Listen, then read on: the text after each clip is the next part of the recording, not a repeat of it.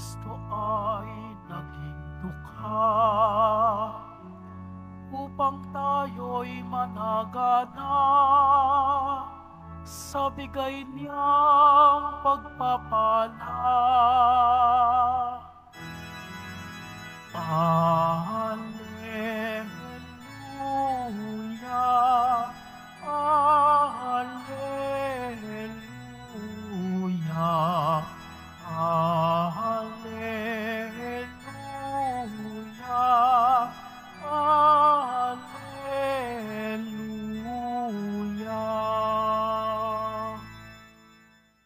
Sumainyo ang Panginoon. At sumayo rin. Ang mabuting balita ng Panginoon ayon kay San Marcos. Papuri sa iyo, Panginoon. Noong panahong iyon, nang paalis na si Jesus ay may isang lalaking patakbong lumapit. Lumuhod sa harapan niya at nagtanong, "Mabuting guro, ano po ang dapat kong gawin upang magkamit ng buhay na walang hanggan?" Sumagot si Jesus, "Bakit mo ko tinatawag na mabuti? Walang mabuti kundi ang Diyos. Alam mo ang mga utos, huwag kang papatay, huwag kang mangangalunya, huwag kang magnanakaw, huwag kang magsisinungaling sa iyong pagsaksi, huwag kang magdadaya, igalang mo ang iyong ama't ina."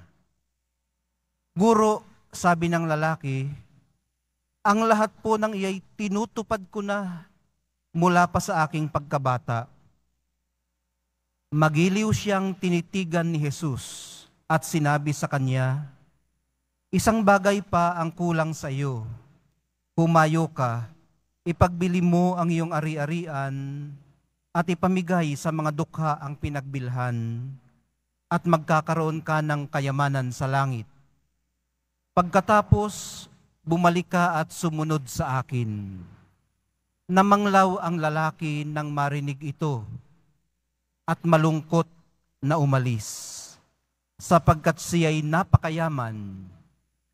Tiningnan ni Jesus ang mga nasa paligid niya at sinabi sa kanyang mga alagad, "Napakahirap mapabilang ang mayayaman sa mga pinaghaharian ng Diyos." Nagtaka ang mga alagad sa pananalitang ito. Muling sinabi ni Jesus, "Mga anak, talagang napakahirap mapabilang sa mga pinaghaharian ng Diyos. Madali pang makaraan ang kamelyo sa butas ng karayom kaysa pasakop sa paghahari ng Diyos ang isang mayaman." Lalong nagtaka ang mga alagad, kaya't sila'y nagtanungan, kung gayo'y sino ang maliligtas. Tinitigan sila ni Jesus at sinabi sa kanila, "Hindi ito magagawa ng tao, ngunit hindi ito mahirap sa Diyos. Magagawa ng Diyos ang lahat ng bagay." Ang mabuting balita ng ating kaligtasan. Pinupuri ka namin, Panginoong Heso Kristo. Magsiupo muna po ang lahat. Good afternoon po sa inyong lahat. Good afternoon, Father. Ngayon po'y Lunes ng ika-8 linggo sa karaniwang panahon. At sa atin pong mga pagbasa, may lumapit sa mahal na pong Jesus Nazareno, patakbo pa at nanikluhod, pero umuwing malungkot. Bakit kaya?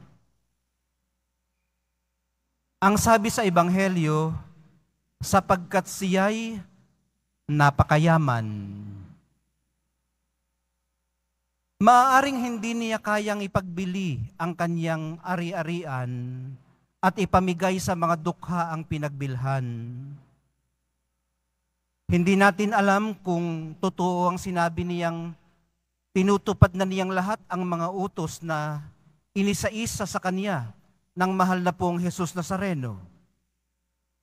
Maaaring gusto na lang niyang lampasan ang unang requirement at sumulong na sa pangalawa.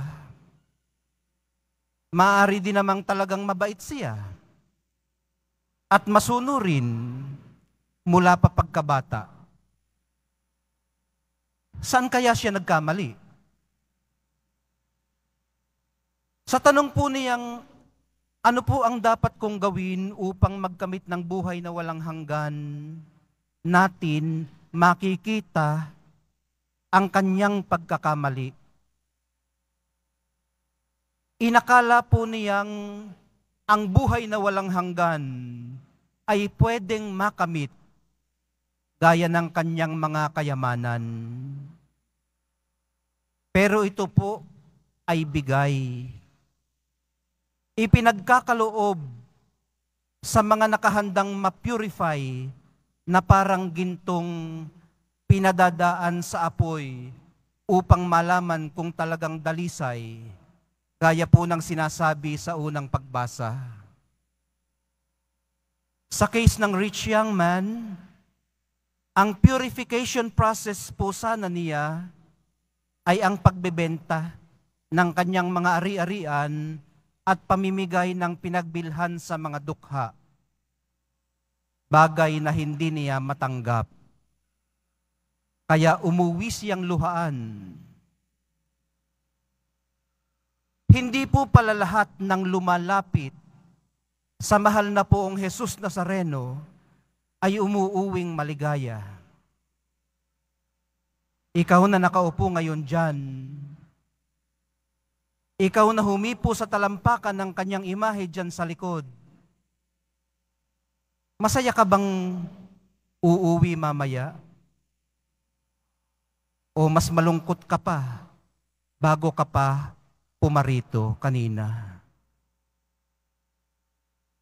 Sa ano kayang paraan kanina nais i-purify ng mahal na poong Jesus Nazareno?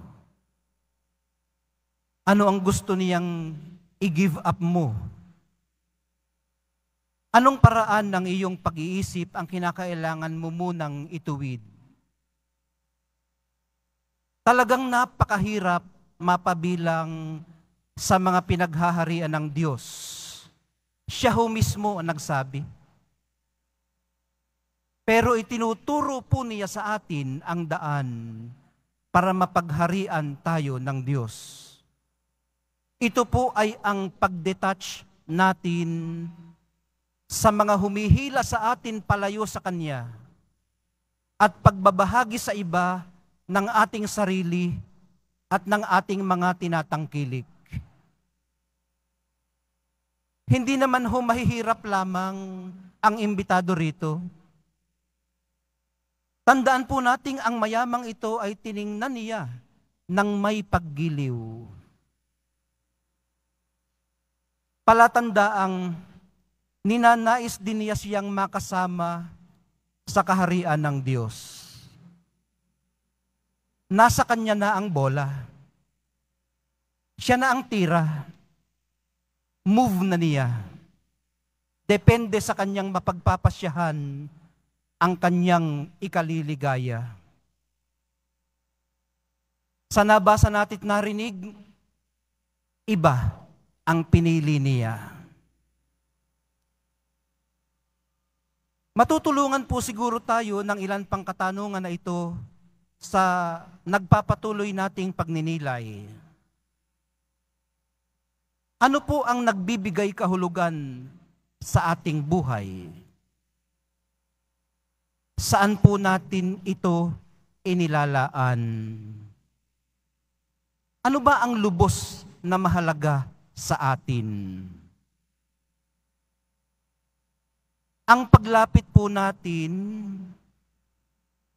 ang una at napakalaking hakbang na ating ipinakipagsapalaran para sa paghahagilap natin ng kaligtasan.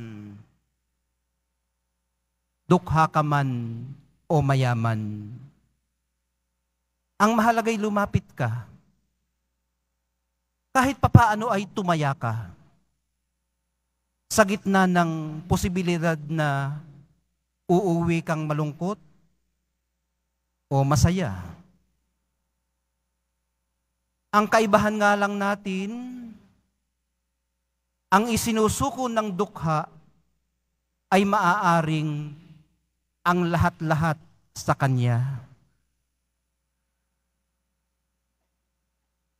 Bigyang puwang nawa ng lumalalim nating pakikipag-ugnayan sa mahal na pong Jesus Nazareno, ang kakayanan nating tumanggap ng kaloob niyang katubusan at kahandaan nating magsuko ng mga humahadlang sa ganap na pagsunod sa Kanya.